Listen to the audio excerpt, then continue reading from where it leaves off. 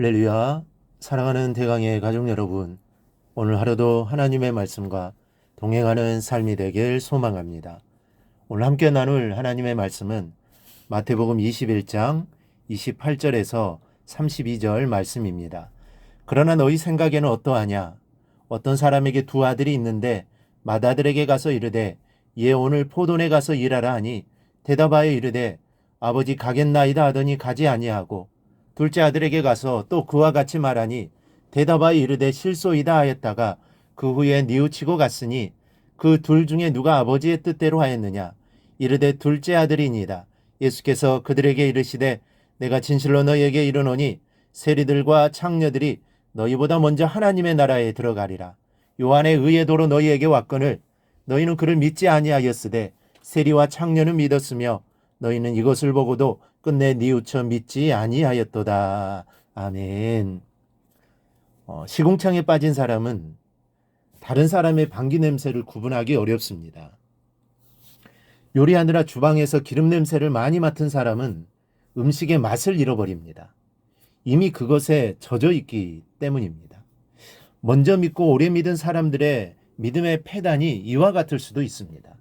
너무 많이 듣고 많이 알고 습관이 되어서 새로운 것의 감흥이 쉽게 와닿지를 않습니다.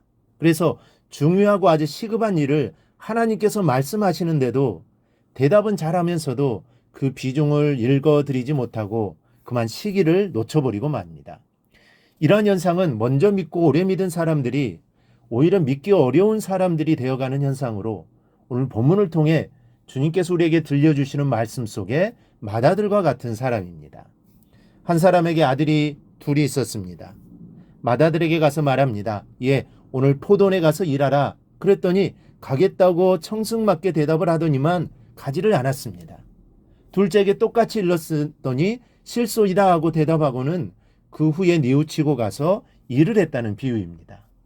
이 비유의 말씀에서 우리가 관심을 가져야 할 것이 28절에 오늘이라는 말입니다. 포도원에 가서 해야 할 일은 오늘 해야 할 일이지 내일 해야 할 일이 아닌 것입니다. 농사일에는 그날 해야 할 일을 뒤로 미루고서는 절대로 안 되는 일들이 많습니다. 병충해를 입을 우려가 있는 것은 하루 차이의 방역이 엄청난 차이의 손익이 나게 합니다. 또 수확기의 열매들은 수확의 시기를 어떻게 맞추느냐에 따라 질이 달라지고 수확량도 달라집니다. 이것은 농사뿐이 아닙니다. 공부도 사업도 다 마찬가지입니다. 오늘 공부하지 않는 사람은 내일 열심히 하는 사람이 없습니다. 오늘 열심히 하는 사람이 내일도 모레도 항상 열심히 하는 사람입니다. 사업도 타이밍이 있습니다. 오늘 처리해야 할 일을 오늘 처리하지 않으면 심하면 망하기도 합니다. 경쟁업체에 밀립니다. 이 소니가 삼성한테 밀려서 가전 사업을 접은 이유는 순간순간 바로바로 결정해야 할 일을 결정하지 못해서라고 합니다. 반면에 삼성은 오너의 결단으로 단번에 결정하여 오늘날의 세계 가전시장의 1인자가 되었습니다. 오늘 성경 본문에서 말씀하는 것도 오늘입니다. 아버지가 아들들에게 시킨 일은 오늘 해야 할 일입니다. 오늘이 지나면 그만큼의 손해와 차질을 가져오는 일이라는 뜻입니다. 그런데 큰아들은 대답을 하고는 안 갔습니다. 내일을 생각하는 안일한 마음 때문인지 아버지의 말씀에 마음을 두지 않아서 잊었는지는 모르겠지만 두 경우가 다 중요하고 시급한 아버지의 일을 망치는 결과를 낳고 말았습니다. 둘째 아들은 싫다고 대답하였지만 그것이 계속 마음에 걸렸습니다. 결국은 다른 일들을 다 뒤로 밀리고 아버지의 말씀을 따라 포도원에 가서 일을 하였습니다. 주님은 자신의 잘못을 돌이켜서 바로 순종하기로 맘먹고 실행에 옮긴 아들에게 점수를 주셨습니다. 여러분, 비유 속의 아버지는 하나님이시오. 아들들은 믿음의 자녀인 우리들입니다. 맏아들은 먼저 믿고 오래 믿은 사람들이요. 둘째 아들은 그보다 후에 믿기 시작한 분들을 상징하는 것입니다. 중요한 것은 먼저 믿고 오래 믿은 사람들이 무디어져 오히려 믿기 어려운 사람들이 될 수 있다는 것입니다. 그러니 우리는 신앙에 굳은 살이 박히어 둔해지지 않도록 우리를 지켜야 합니다. 31절에서 주님께는 유대 종교 지도자들을 향해 세리들과 창기들이 너희보다 먼저 하나님의 나라에 들어가리라고 말씀하셨습니다. 여기서 세리와 창기들은 28절에 30절에 나오는 두 아들의 비유에서 둘째 아들이 상징하는 자들이고 너희 곧 유대 종교 지도자들은 첫째 아들이 상징하는 자들입니다. 즉 주님은 세리나 창기들이 유대 종교 지도자들보다 더 하나님을 기쁘게 함으로 인정을 받고 천국을 기업으로 얻게 될 것이라고 말씀하신 것입니다.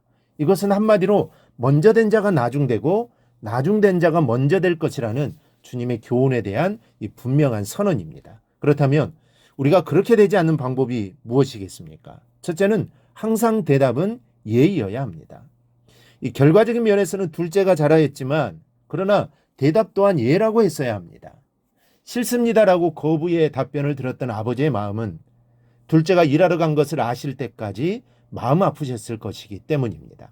또 하나는 대답의 유무보다 아버지의 말씀이 내게 남아있는가가 중요합니다. 맏아들은 대답은 했으나 아버지의 말씀을 쉽게 잊었습니다. 아버지의 중요한 부탁이 마음에 남아있지를 못했습니다. 그러나 둘째는 대답은 아니었지만 아버지의 말씀을 마음에 두었습니다. 말씀을 마음에 품고 있는 것이 중요합니다. 당신은 이해되지 않아도 받아들여지지 않아도 마음에 품고 있으면 결국은 이해되고 받아들여지고 순종하게 되는 것입니다. 여러분은 주의를 통해 주시는 말씀의 유통기간이 얼마나 되십니까? 듣고 뒤돌아서면 있는 것은 아닙니까? 적어도 이번 주 한 주일 동안은 주신 말씀을 품고 사는 성도들이 되어야 합니다. 오랫동안 한 달, 1년 품으면 좋겠지만 그렇지 않아도 됩니다. 적어도 일주일은 품고 있어야 합니다. 그리고 그 말씀을 매번 되새겨 보아야 합니다. 삶에 적용해 보아야 합니다. 그 말씀대로 살려고 노력해야 합니다. 바로 이렇게 사는 자가 하나님의 마음을 기쁘시게 해드리는 성도입니다. 오늘 말씀을 듣는 우리 모두 하나님의 마음을 기쁘시게 해드리는 성도들이 될 수 있기를 주님의 이름으로 축원합니다. 오늘 묵상한 말씀을 굳게 잡고 삶으로 실천하며 살아내는 대강의 모든 성도들이 되기를 축복합니다.